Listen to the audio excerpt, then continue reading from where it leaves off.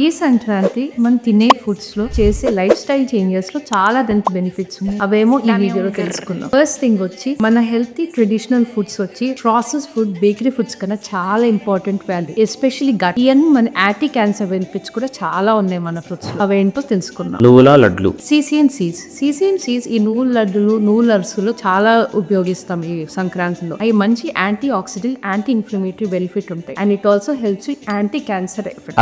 అరిసెల్లో కూడా మనం నువ్వు యూస్ చేయటం వల్ల మంచి anti cancer, antioxidant, anti inflammatory benefit. బెల్లం పల్లి పట్టిలో బెల్లం అనేది rich in iron source and it is also helpful in digestion. ఇంకోటి గ్రౌండ్ నట్స్ పల్లీలు ఏంటంటే rich in protein food. It's very good health benefit.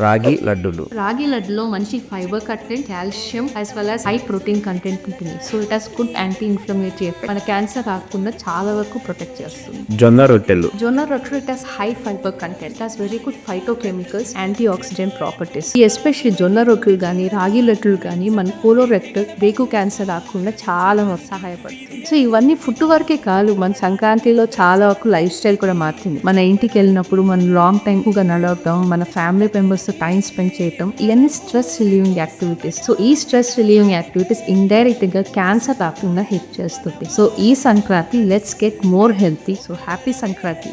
Stay strong and stay healthy. Sankranti సందళ్ళే